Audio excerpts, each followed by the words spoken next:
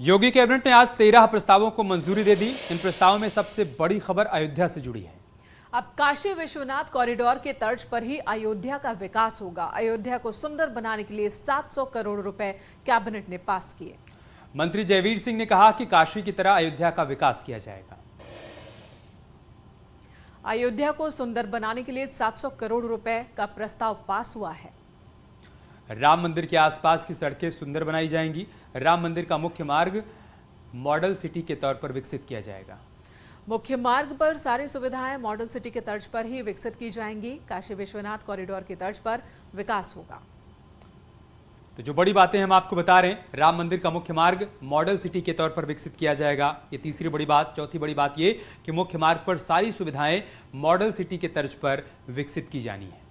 वहीं शहादतगंज नया घाट हनुमानगढ़ी को जोड़ने वाली सड़क चौड़ी होगी, जबकि सीवर दुकानदारों के लिए सुविधाओं का ध्यान रखा जाएगा।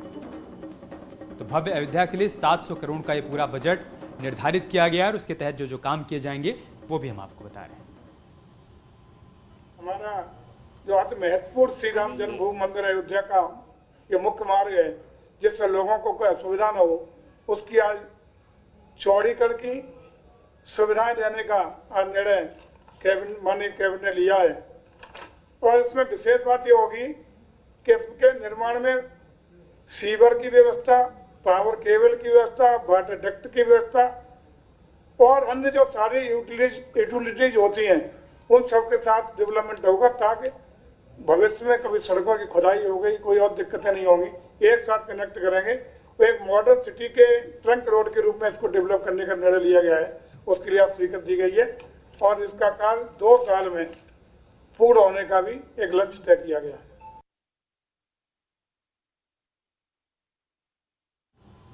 और योगी सरकार के इस फैसले से साधु संत बहुत खुश हैं। संतों का कहना है कि अगर काशी की तरह ही रामनगरी का विकास हो जाए तो बहुत ही अच्छा है। अयोध्या अलौकिक नजर आएगी। संतों में खुशी है और अपनी खुशी उन्होंने कुछ इस अंदाज में जाहिर की है। योगी आदित्यनाथ जी महाराज को कोटि कोटि साधुवाद। देश के यशस्वी प्रधानमंत्री जी की हार्दिक इच्छा है कि अयोध्या वैश्विक स्तर पे निखरे, अयोध्या वो दिव्य भव्य और अलौकिक अयोध्या दिखे। और यह बहुत अच्छा फैसला है। जिस तरह से देवाधिदेव महादेव भगवान भोलेनाथ का जो है कॉरिडोर बना है, उसी तरह से अयोध्या में जो है राम मंदिर निर्माण की बात चल रही है, तो ये बहुत अच्छा रहेगा। योगी आदित्यनाथ जी कह चुके हैं कि हम अयोध्या को त्रेता युगी अयोध्या बनाएंगे। उसकी सुंदरता लाने के लिए उसका अच्छी ढंग से दिखाई दे अयोध्या, और पर्यटक जो आवें वो आकर्षित हों देख करके। तो इस प्रकार की योजनाएं जो प्रस्तावित है कॉरिडोर की काशी के तर्ज पर, बहुत अच्छी बात है। चांदी के हिंडोले पर अब भगवान रामलला अपने भक्तों को दर्शन दे रहे हैं। तीनों भाई के साथ चांदी के झूले पर वो सवार हैं। रामलला के प्रधान पुजारी आचार्य सत्येंद्र दास चांदी पर सवार भगवान रामलला को झूलाते नजर आए। शाम को राम जन्मभूमि में भगवान को सावन के गीत और कजरी सुनाई जाती है। सावन की पूर्णिमा तक भगवान झूले पर सवार होकर श्रद्धालुओं को दर्शन देते रहेंगे।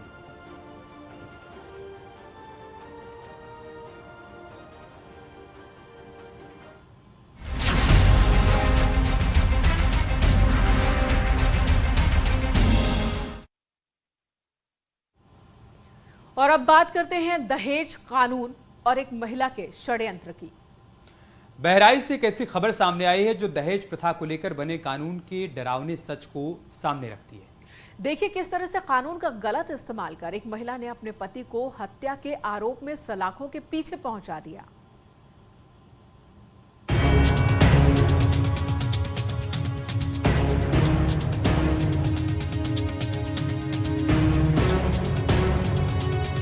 पति से धोखा, मौत वाली साजिश, जिंदा महिला की मौत के आरोप में जेल, 13 साल बाद जिंदा मिली महिला।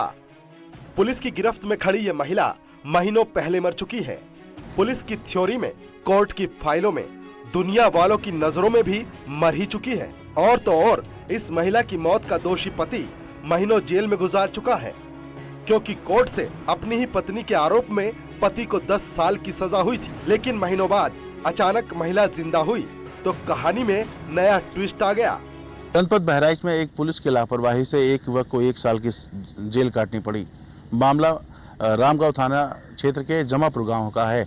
आपको बता दें, यहां पे 13 साल पहले एक विवाहिता अपने ससुराल से अचानक गुम हो गई थी।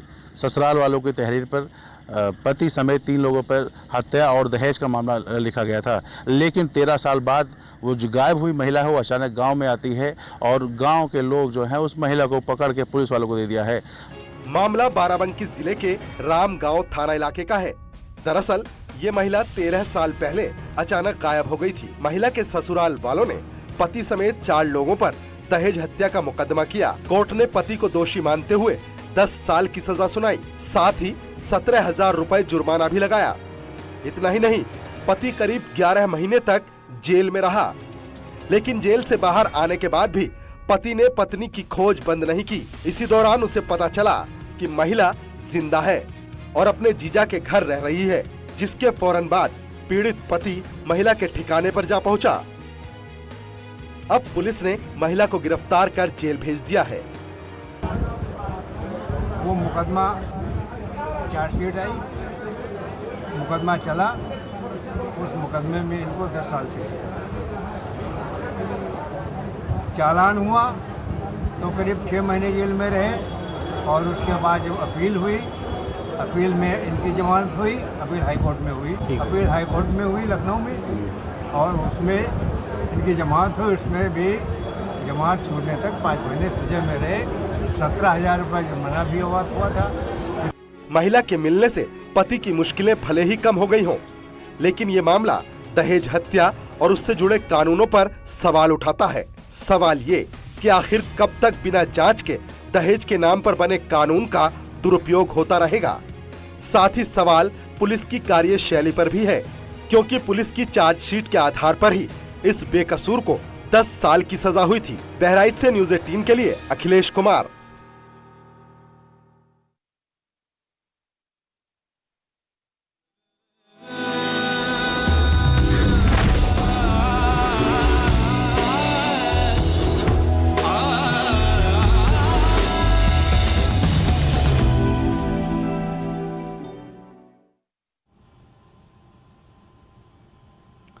देश को नई ऊंचाइयों पर पहुंचाने में योगदान देने वालों को न्यूज़ 18 ने अमृत रत्न सम्मान से सम्मानित किया।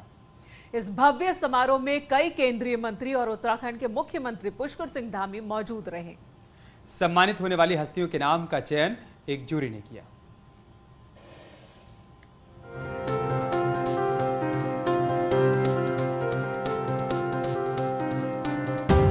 दिल्ली में न्यूज़ 18 ने अमृत रत्न सम्मान कार्यक्रम का आयोजन किया। इस मंच पर देश का नाम रोशन करने वाली कला, विज्ञान और खेल समेत तमाम क्षेत्रों की शख्सियतों को सम्मानित किया गया। समारोह में उत्तराखंड के मुख्यमंत्री पुष्कर सिंह धामी ने भी शिरकत की। उन्होंने कहा, पीएम मोदी के नेतृत्व में देवभूमि का नवनिर्माण हो रहा है। सीएम पुष्कर धामी ने माउंट एवरेस्ट पर चढ़ने वाली बछेंद्री पाल को न्यूज़ 18 इंडिया की तरफ से अमृत रत्न से सम्मानित किया। अग्नि-4 मिसाइल की प्रोजेक्ट डायरेक्टर रहीं टेसी थॉमस को भी अमृत रत्न से सम्मानित किया। बांसुरी वादक पद्म विभूषण पंडित हरिप्रसाद चौरसिया को केंद्रीय मंत्री अनुराग ठाकुर ने सम्मानित किया। इस मौके पर अनुराग ठाकुर ने ईडी को लेकर कहा कि जांच एजेंसियां स्वतंत्र हैं, उनको काम करने देना चाहिए। केंद्रीय रेल मंत्री अश्विनी वैष्णव ने सीरम इंस्टीट्यूट ऑफ इंडिया के सीईओ आधार पूनावाला को भी कार्यक्रम में अमृत रत्न सम्मान से सम्मानित किया। इंफोसिस के संस्थापक एनआर नारायण मूर्ति को केंद्रीय शिक्षा मंत्री धर्मेंद्र प्रधान ने अमृत रत्न सम्मान से सम्मानित किया। डॉक्टर नरेश त्रिहान को केंद्रीय मंत्री ज्योतिरादित्य सिंधिया ने अमृत रत्न से सम्मानित किया। इनके अलावा अमृत रत्न सम्मान से सम्मानित किए जाने वालों में अभिनेता रजनीकांत, उड़न परी पीटी उषा और अभिनेता पंकज त्रिपाठी जैसे नाम शामिल हैं। न्यूज़ 18 इंडिया के इस खास समारोह में केंद्रीय सड़क परिवहन एवं राजमार्ग मंत्री नितिन गडकरी, केंद्रीय शिक्षा मंत्री धर्मेंद्र प्रधान, केंद्रीय श्रम एवं रोजगार मंत्री भूपेंद्र यादव, केंद्रीय सूचना एवं प्रसारण मंत्री अनुराग ठाकुर, केंद्रीय नागरिक उड्डयन मंत्री ज्योतिरादित्य सिंधिया, केंद्रीय रेल मंत्री अश्विनी वैष्णव, केंद्रीय मंत्री डॉक्टर महेंद्र नाथ, उत्तराखंड के मुख्यमंत्री पुष्कर सिंह धामी और जम्मू कश्मीर के उपराज्यपाल मनोज सिन्हा भी शामिल हुए। Bureau report, news 18। न्यूज 18 के अमृत रत्न कार्यक्रम में स्मृति ईरानी ने सोनिया गांधी से विवाद पर कहा कि असभ्यता मैं बर्दाश्त नहीं करूंगी। लोकतंत्र में सभी को एक समान अधिकार है। सोनिया का गुस्सा अपेक्षित नहीं था। असभ्यता में बर्दाश्त नहीं करूंगी, महामहिम को उनके नेता ने गलत कहा। हिंदी ठीक नहीं का बहाना बयान गया। ये भी साफ साफ कहा स्मृति ईरानी ने कि हिंदी ठीक नहीं ये सिर्फ बहाना है, असल में उनकी नीयत ही ठीक नहीं। मैंने सुना था मीडिया से कि सोनिया जी का वर्चस्व ऐसा, उनका स्वभाव और संस्कार ऐसा कि वो कभी भी मर्यादा भंग नहीं करती। हम में से कई लोगों को ये कहा गया था कि हम जैसे हिंदुस्तानियों से बेहतर आचरण उनका रहा है। मैं उम्र में उनसे छोटी हूं। सदन जब स्थगित हुआ तो वो मेरी कुर्सी की तरफ आई। उस वक्त एक 73 साल की हमारी वरिष्ठ महिला नेत्री वहां उपस्थित थी। जब वो आई तो अपने पुरुष नेताओं के संग आई। ऐसा नहीं है कि नहीं जानती थी कि वो मेरी कुर्सी है। रमा दीदी बिहार से हैं, पिछड़े परिवार से हैं, और उन्होंने आकर रमा दी से कहा कि मेरा नाम मत लो। मैं वहाँ उपस्थित थी। मैंने विनम्रता से कहा कि आप अगर मैम कुछ पूछना चाहती हैं तो बोला मैंने है, can I help you? You said, ma'am, can I help you? अब बड़ी हैं तो फिर मैम कहकर ही संबोधन करना चाहिए। उनका आक्रोश अपेक्षित नहीं था। उनके बेटे को जनता ने नकारा, बार बार मौका देने के बाद नकारा। लोकतांत्रिक ढांचे में उनके बेटे ने अपने कर्तव्य का निर्वहन नहीं किया, इसलिए उनके बेटे को हराया। ये गलती मेरी नहीं है। लेकिन इस हराया तो आपने लोकतंत्र में जनता ने मुझे अपने प्रतिनिधि के नाते चुना। जी।